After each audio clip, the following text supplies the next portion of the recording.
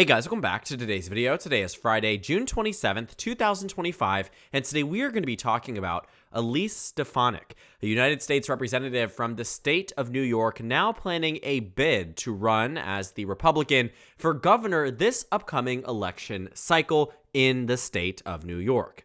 Now, this decision comes around the time that Zohran Mamdani just this week had won the Democratic nomination for mayor of New York City and will likely go on to be the next mayor of New York City.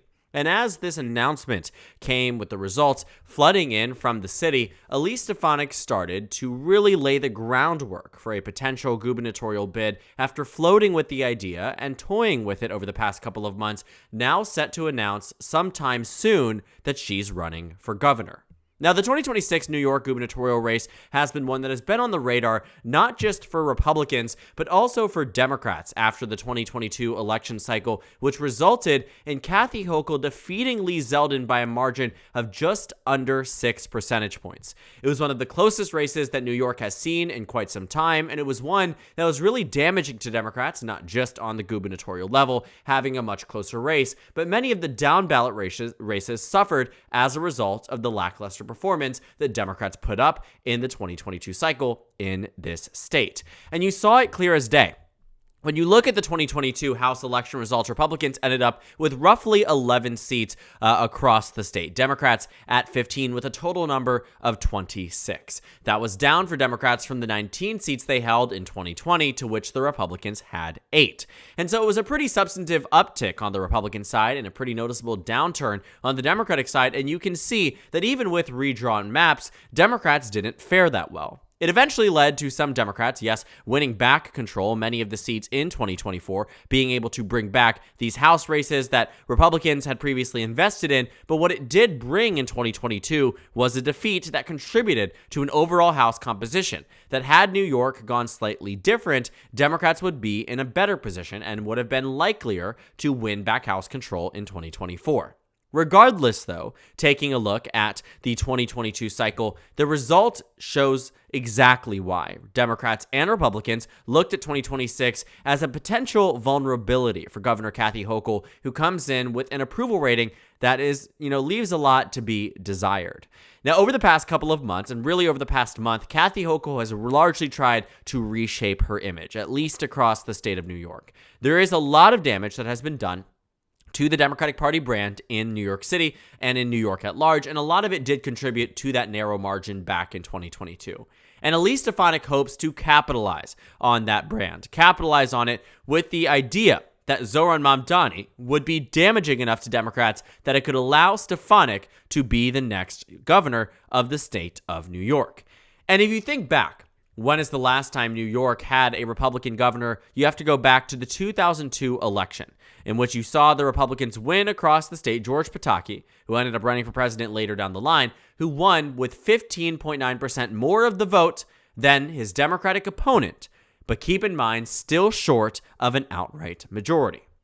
Now, if you look back at 1998, that's when the Republicans last won a majority of the vote in a statewide election in New York. And the reason why that is important, at least notable statewide election, the reason why that is important is because it notes that not once this century have Republicans been able to do so in the state of New York, even if it is a narrower state on the gubernatorial level and also on the presidential level. And Stefanik is really banking on a lot of what you've seen with Mamdani, this idea that Republicans have tried to usher in that Democrats having a socialist being mayor of New York City is going to be damaging for them on the national brand. But what we know is that in political parties, there are always members of the further left and further right. And how you define them is how you define them, and what matters is how voters perceive them. But just because you have members of your political party that, for instance, Marjorie Taylor Greene, great example, Donald Trump didn't lose the election because Marjorie Taylor Greene is in office.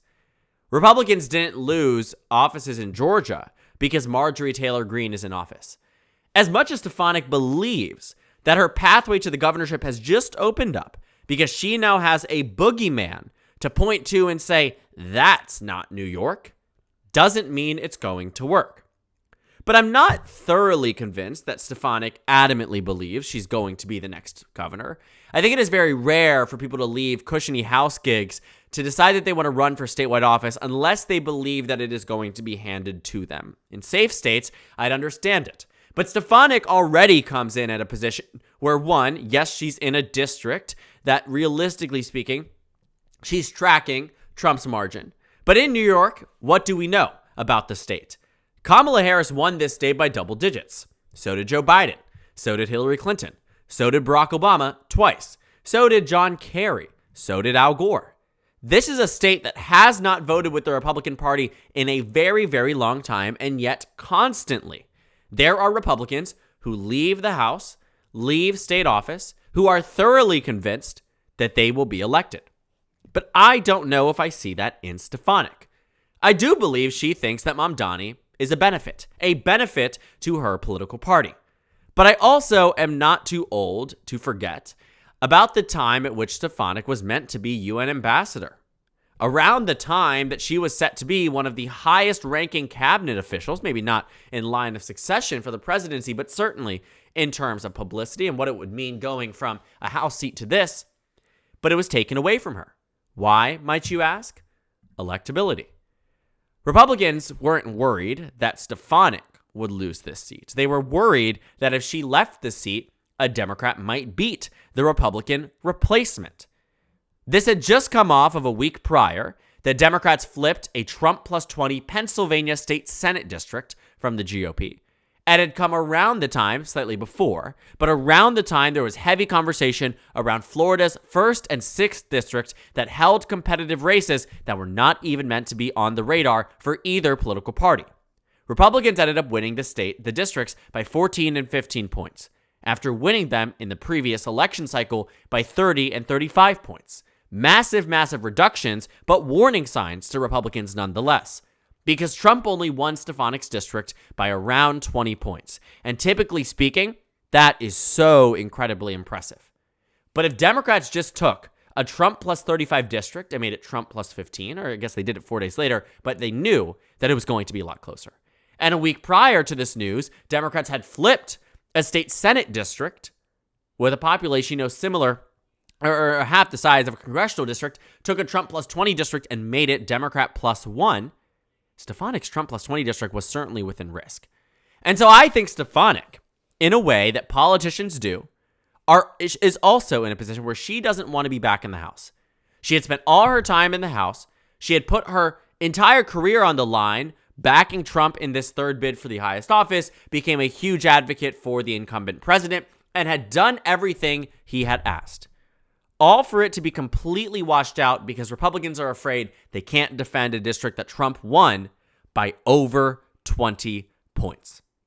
So I think she's getting back at the House Republican caucus, and I don't mean it in a way that I think she's being vindictive, but I think she's being, in a way, fair, and some people can see. That this was a seat she did not expect to maintain through the term. She certainly did not expect to have to run for re-election. And if she does slightly believe that Mamdani raises the chances of her being governor, I guess this is her way in to future politics. But here's the thing.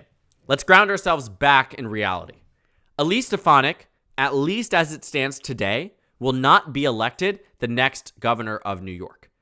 Right now, the national environment, the statewide environment, and the news surrounding Kathy Hochul does not benefit Elise Stefanik in the way that I think she thinks it does.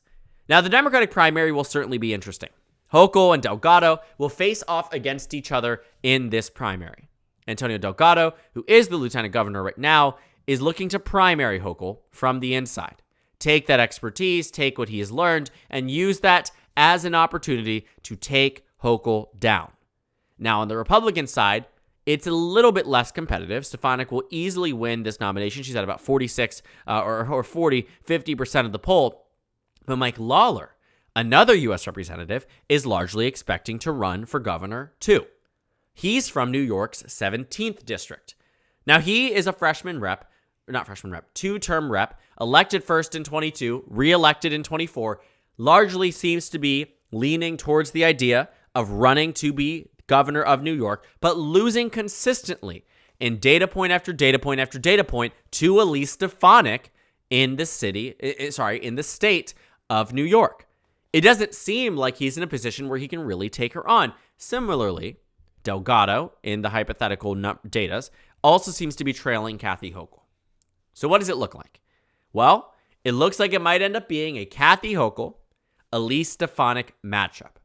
It might look like a race that is bred out of this idea of who could be more pro-Trump versus who could be more anti-Trump. But the thing about New York is that although Stefanik thinks that 2022 showed something, maybe it did, when the national environment leaned towards Republicans by 3 points nationwide, and you had seen an 8-point swing from the national metric from the previous election. Let's walk ourselves through this. When Biden had won it by 23, yes, Lee Zeldin had an outsized overperformance of what was meant to be an 8-point swing, ended up being about an 18-point swing. Notable, but not notable enough that we're pointing it out to say that it means Stefanik will be governor. Because even at the worst, bad circumstances for Democrats, Kathy Hochul was more unpopular then than she is now. Lee Zeldin ran a very strong campaign. Point is, even then, Republicans still came up short. Even when they relied on New York to be the number that was going to push them to the House majority, New York still fell short. And Stefanik and many of her allies point to 2024 as an example, a narrowing up margin. When you take a look at the shifts between 2020 and 2024, yes, New York did shift by 11 points to the right. But still, as expected, Kamala Harris won the state by 13 percentage points. It wasn't particularly close. Closer than normal, yes. Close, no. And you can see it. Like I said, Democrats have not lost New York in a very long time. I mean, you have to go all the way back, let's see, to Ronald Reagan in 1984, and even then he only won by 8 points. This is, again, the 1984 election where, guess what? Wins every single state, but one, Minnesota. And what we know is that New York is on the closer side. Again, point is, New York might have narrowed down. And I do think that if this was a red wave year and Kamala Harris was president, maybe that could be the time for Stefanik to shine through. Because I do think she's a better candidate than Lee Zeldin. I just don't think she's going to meet the moment, and I don't think the moment is even right for her. I don't think we're at the position where New York wants to elect a Republican governor. Now, as I close this out, I do want to say that Mamdani's victory is very, very big for the progressive left. But what he chooses to do with it will dictate how voters perceive Mamdani and many members of the Democratic Party in this state. Because New York City has the majority of the state's population. The majority of the state's population is comprised within these 5 boroughs. And what that means is that the performance of Mamdani in the first year and the following years is going to dictate, largely speaking, how huge portions of the New York population and voting electorate perceive Democrats nationally, statewide, and locally. And that could either be a very good thing for Democrats, but potentially a bad thing. I do think that Eric Adams and what many people across the city see as ineffective leadership did contribute to the narrowing down of support for Democrats in this state. Regardless if you agree with Mamdani or Adams or Cuomo or whoever, what we know is that Eric Adams held a very low approval rating. There's a reason he left the Democratic Party and is now running as an independent to avoid any early elections, any primary elections, any preliminary elections where he knows he would be eliminated.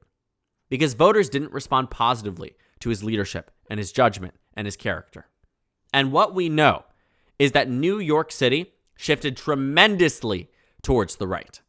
And so it will be interesting to see if that happens again in 2026 with Stefanik at the top. But even then, those tremendous shifts, Queens, 21-point shift, Bronx, 22-point shift, right? All around here, what we know is that the shifts might be massive, but still did not result in even a particularly close election in the state of New York.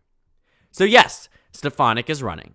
And yes, Stefanik seems to believe to some degree that she could do well. But I'm here to ground us that although Stefanik might be a big name, and while it is unfortunate for her that she's not UN ambassador, it doesn't mean she's going to be governor.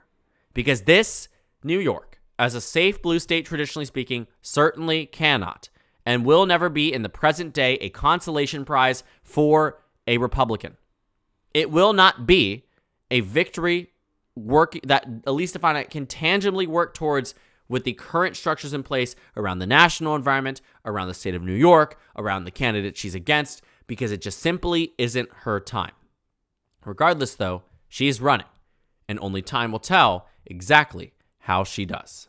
So thank you guys so much for watching this video. Make sure to comment down suggestions below. Subscribe on the left if you haven't already, and check out the Instagram and Twitter. At the bottom left of the screen, there's also a Discord server for you to go ahead and join. On the screen, there's a video for you to watch, and then a playlist for my 2025 6 election gubernatorial election analysis videos. Again, thank you guys so much for watching, and I will see you all later today.